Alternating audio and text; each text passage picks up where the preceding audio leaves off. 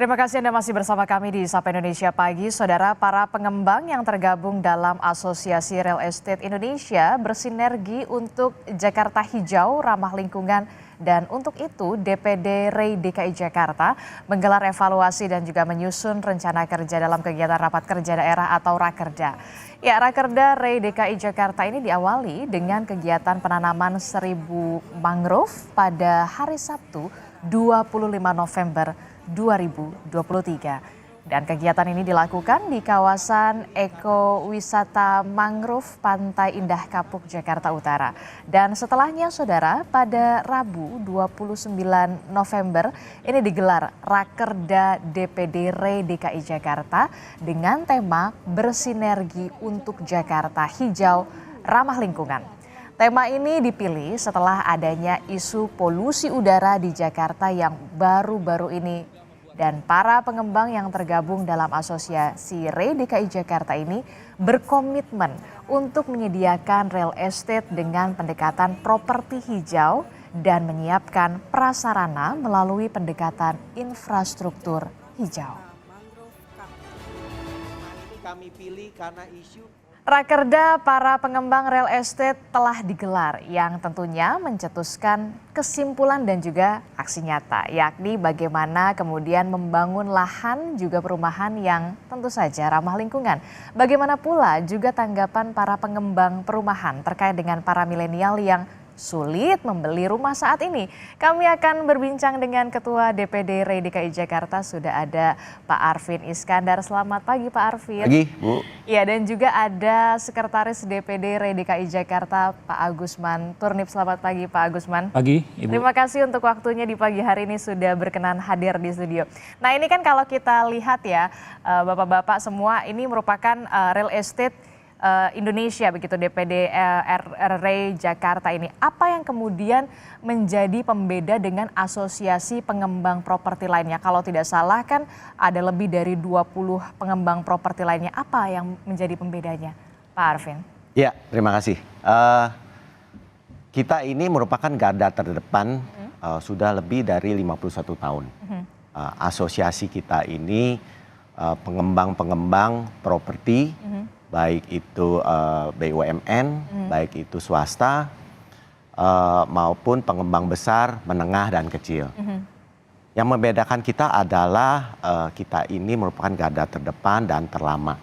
Oh, yang paling lama berarti? Paling lama. Sudah kita berapa tahun? sudah 51 tahun. Wow. Tahun ini, dari tahun 72. Jadi memang kita ini merupakan intermediasi asosiasi, baik itu untuk masyarakat dan juga untuk Pemprov atau Pemda masing-masing DPD ini. Kita ini sudah ada 35 DPD ya, seluruh provinsi, lebih kurang 6.000 sampai 7.000 pengembang di dalam DPD, di dalam DPP kita ini, Real Estate Indonesia. Untuk Jakarta sendiri lebih kurang pengembang ini 500 pengembang. Ya, dari BUMN, swasta, pengembang besar, menengah, dan kecil. Jadi luar biasa ya, sudah lama sekali berkecimpung di soal properti. Nah, ini kan kalau kita lihat ya, DPD REI DKI Jakarta ini kan baru-baru ini kemudian kita tahu menyelenggarakan rapat kerja atau Rakerda. Nah, bisa dijelaskan kemudian maksud dan juga tujuan Rakerda ini, apa yang membedakan di Rakerda-Rakerda di tahun sebelumnya, Pak Arwan? Terima kasih. Iya. Isu Rakerda tahun ini merupakan yang sangat menarik. Karena kenapa? Karena kita semua elemen masyarakat merasakan adanya isu-isu polusi. Ya, isu-isu polusi karena kita sebagai DKI Jakarta merupakan pusat kota, pusat bisnis.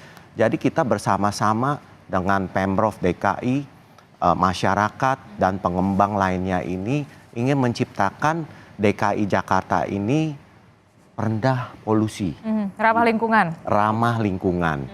Ya, gimana caranya kita membuat Jakarta ini mengurangi polusi-polusi yang ada saat ini. Kita menciptakan green development tentunya, semua pengembang itu. Karena green development itu kita ketahui bahwa efisiensi kalau kita mengembangkan proyek itu 50% itu ruang terbuka. Ruang terbuka hijau. Ya, jadi kita harus menanam pohon sebanyak mungkin. Ya, belum lagi bagaimana dengan energinya, dengan PLN, ya gimana kita menciptakan limbah. Nah kita mewujudkan developer-developer ini ingin mewujudkan supaya semuanya ini ramah lingkungan, baik itu materialnya, baik itu saluran-salurannya, baik itu serapan-serapan hujan atau air yang bisa langsung menyerap ke bumi kita ini. Oke, ini karena tadi sudah disinggung sedikit ya sama Pak Arvin. Nah, saya mau tanya ke Pak Agus. Pak Agus, ini kan kita melihat tema dari Rakerda ini kan adalah bersinergi untuk Jakarta hijau ramah lingkungan. Nah, sampai saat ini apa saja kemudian tindakan nyata dari pengembang DKI ini untuk mewujudkannya? Tadi sudah disebutkan sama Pak Arvin, ini salah satunya adalah kemudian ada 50% ya. Setiap perumahan begitu ya, 50% ruang terbuka hijau. Apa saja yang kemudian tindakan nyatanya untuk bisa membantu Jakarta ini bisa polusinya lebih rendah, kemudian juga warga juga yang tinggal di sana juga merasakan tidak ada polusi yang begitu masif. Iya, terima kasih. Jadi tadi salah satu rangkaian acara Rakerda kita itu kan tadi menanam 1000 mangrove ya. Jadi memang kita pilih penanaman 1000 mangrove ini adalah karena kelebihan dari mangrove ini, Bu. Dia menyerap kurang lebih 20 kali karbon dibandingkan hutan tropis gitu ya. Jadi dengan dia menyerap karbon artinya udara jadi lebih bersih gitu, Bu. Itu dari sisi kita tadi Rakerda, kemudian dari sisi pengembang pada saat kita mendesain rumah, kita berharap desain itu adalah memanfaatkan bagaimana sinar matahari itu menjadi pencahayaan alami di Jadi desain kalau kita. siang-siang nggak usah pakai listrik. Ya, betul. Kemudian sirkulasi udara juga di desain rumah itu bagaimana supaya udara itu menjadi benar-benar menjadi udara luar yang masuk ke kita dan sehingga menghemat energi. Itu yang kita usahakan supaya desain rumah itu bisa benar-benar hemat energi gitu. Oke, nah ini kan kalau kita lihat kan pasti tantangannya tidak sedikit ya. Nah, apa saja sih kemudian tantangan yang dihadapi untuk mewujudkan Jakarta hijau dan juga ramah lingkungan ini, Pak Agus? Ya, tantangannya mungkin lebih ke bisa lebih mahal gitu ya. Karena kalau dari prinsip ramah lingkungan, ya itu tadi, mungkin penyediaan lahan katakanlah di Jakarta khususnya untuk supaya prinsip-prinsip ramah lingkungan itu bisa kita lakukan, tanah tidak cukup lagi gitu ya. Lahan di Jakarta sangat sedikit sekali dan mahal untuk menerapkan prinsip-prinsip tadi itu ramah lingkungan. Jadi itu satu. Kemudian juga kalau kita misalkan mau menerapkan prinsip-prinsip ramah lingkungan dengan menggunakan material-material yang bisa reuse, recycle gitu ya, itu juga mungkin lebih mahal dan sulit untuk didapatkan. Itu sih kurang lebih. Jadi ada sejumlah tantangan itu kalau misalkan kita mau ramah lingkungan ya bisa dikatakan lebih mahal begitu ya. Iya.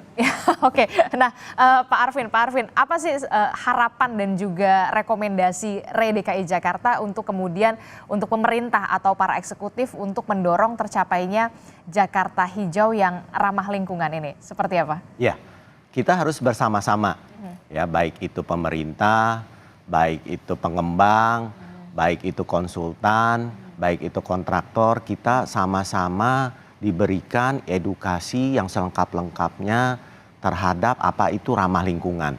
Contohnya arsitek.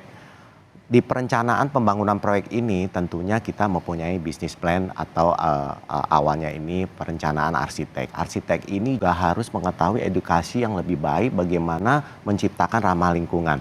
Bagaimana mendesain ini supaya lebih ramah lingkungan dan karbon CO2 itu bisa kita rendahkan. Begitu juga dengan kontraktor. Kontraktornya sendiri ini harus diberikan edukasi yang lebih lengkap bagaimana membangun dan pemilihan bahan material terhadap green building ini. Kemudian setelah arsitek, perencanaan, kontraktor, kemudian building management pun itu harus diberikan edukasi yang cukup.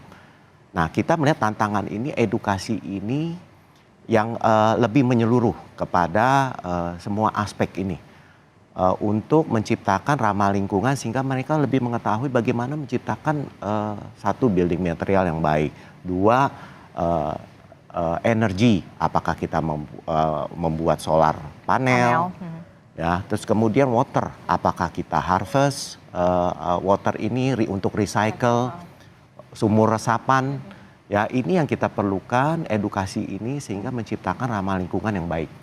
Edukasi semacam ini yang kemudian harus kemudian literasinya juga harus disosialisasikan lebih masif begitu ya. Nah, terakhir Pak Arvin, selain ke pemerintah, apa pandangan serta aksi nyata REI DKI Jakarta? Nah, ini dia nih untuk para milenial yang kini kita tahu ya sulit memiliki rumah apalagi di DKI Jakarta, Pak. Ya.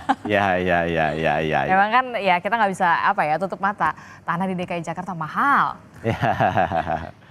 Ya, kita menciptakan tentunya karena ini pusat ibu kota, pusat bisnis. Tentunya untuk para milenial ini kita menciptakan high rise building ya, atau apartemen yang cukup baik, cukup bagus. Itu salah satu solusinya? Salah satu solusi. Karena harganya pun juga tidak terlalu mahal saat ini.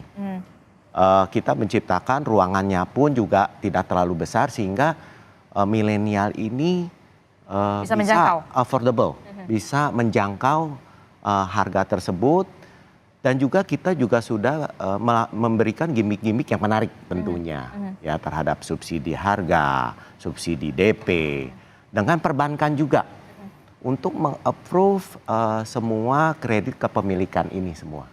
Dengan tentunya syarat-syarat ya? Dengan tentunya syarat-syarat yang lebih mudah untuk para milenial ini atau muda-mudi lah. Muda-mudi yang ingin membeli rumah.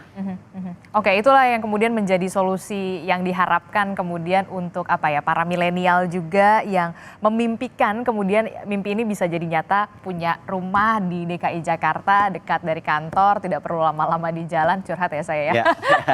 Dan tentu saja pastinya rumah yang ramah terhadap lingkungan dan juga bisa hijau begitu. Baik, terima kasih, Pak Arvin, kemudian Pak Agus dari DPD REI DKI Jakarta. Sukses selalu Bapak-bapak. Terima kasih. Saudara, informasi lainnya juga akan hadir di Sapa Indonesia Pagi. Kita akan jeda sejenak, jadi jangan kemana-mana. Tetaplah bersama kami di Sapa Indonesia Pagi.